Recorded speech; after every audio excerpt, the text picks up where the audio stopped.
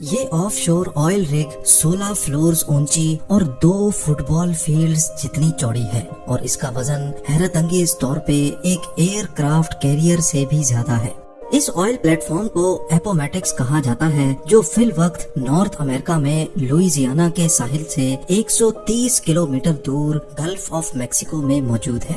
لیکن اس کی منزل کا آغاز آج سے چند سال پہلے ہزاروں میل دور ساؤتھ کوریا سے ہوا تھا، جہاں ہزاروں ورکرز اور انجینئرز اس آئل پلیٹ فارم کو بنانے میں مصروف تھے۔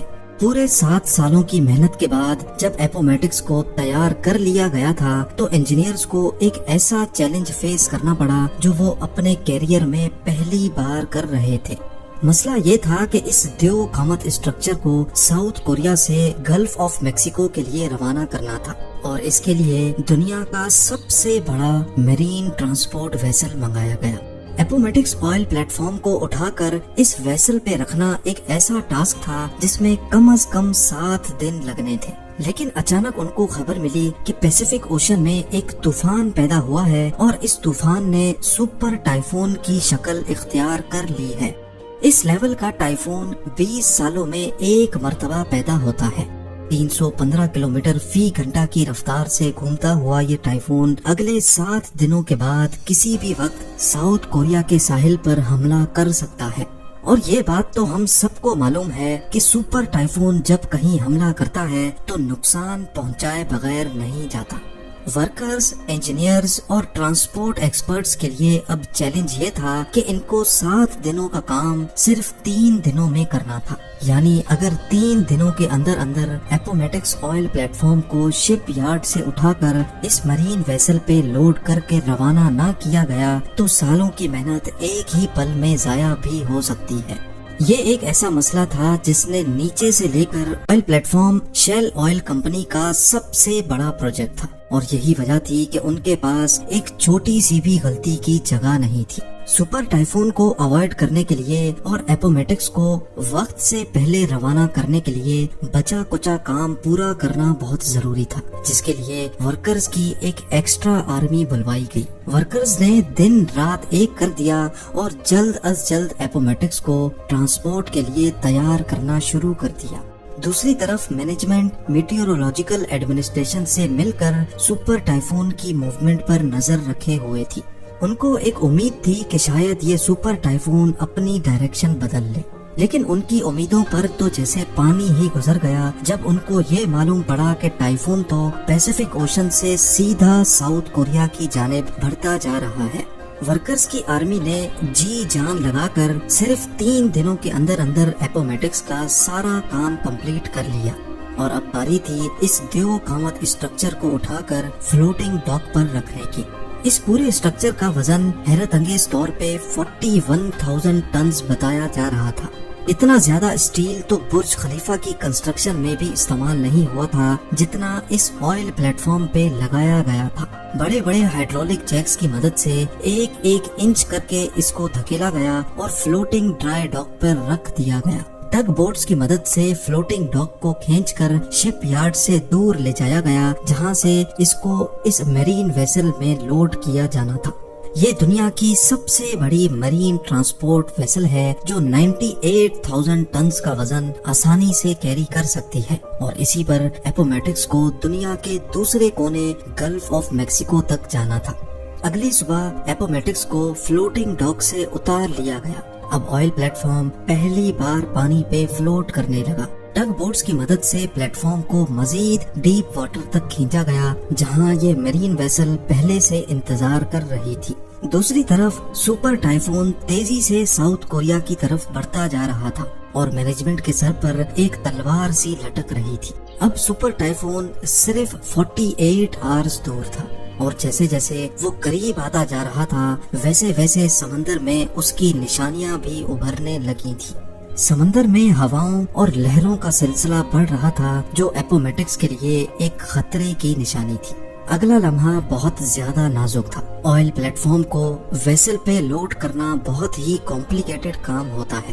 اس کے لیے پہلے ویسل اپنے اندر موجود واٹر ٹینکس میں پانی انٹیک کرتی ہے، جس کی وجہ سے وہ پانی کے اندر چلی جاتی ہے۔ پھر tug boats oil platform کو کھینچ کر ویسل کے اوپر لے کر جاتی ہیں اور پھر آخر میں ویسل پانی کو واپس باہر نکالتی ہے، جس کی وجہ سے ویسل اوپر کی جانب اٹھ جاتی ہے۔ لیکن یہ کام اتنا آسان بھی نہیں ہوتا ہے جتنا آپ نے اس اینیمیشن میں دیکھا۔ اس کام کے لیے سمندر کا پرسکون ہونا بہت ضروری ہوتا ہے، کیونکہ اگر لہروں میں یہ کام کیا گیا تو ایپومیٹکس صحیح الائنمنٹ میں ویسل کے اوپر نہیں لوڈ ہو پائے گا اور یہ چیز ویسل اور ایپومیٹکس دونوں کے لیے خطرناک ہو سکتی ہے۔ سپر ٹائفون کی وجہ سے سمندر میں کافی تیزی تھی، لہروں اور تیز ہواؤں کی وجہ سے یہ کام کرنا ممکن نہیں تھا۔ دوسری جانب وقت بڑی تیزی سے گزرتا جا رہا تھا اور ساری ٹیم کا اسٹریس لیول کافی زیادہ ہو چکا تھا۔ خوش قسمتی سے میٹیورولوجیکل ڈپارٹمنٹ کی جانب سے ٹیم کو اگلی صبح صرف 2 گھنٹے کا وقت دیا گیا، جس میں چانسز تھے کہ سمندر پرسکون رہے گا۔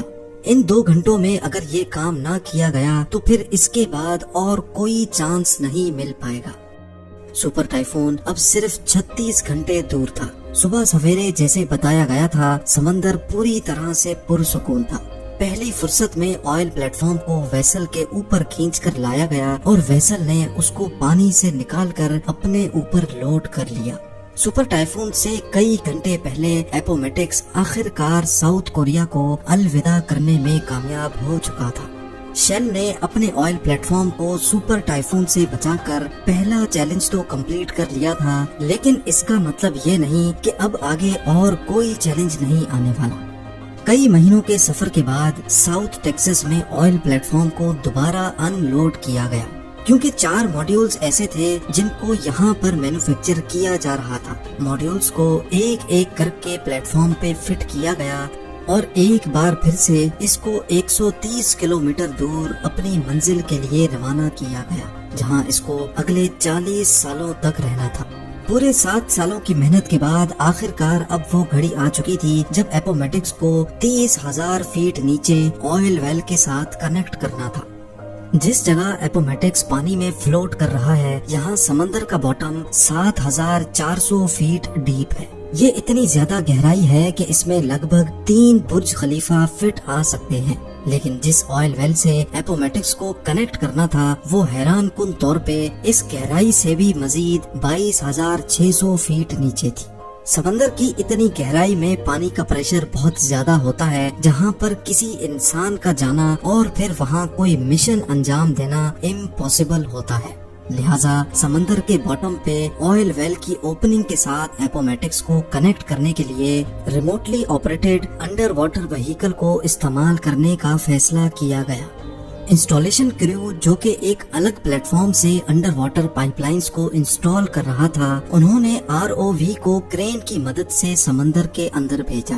یہ ایک بہت ہی کمپلیکیٹڈ کام ہوتا ہے جس میں پائپ لائن کو ٹھیک آئل ویل کی اوپننگ کے اوپر جا کر لینڈ کرانا ہوتا ہے۔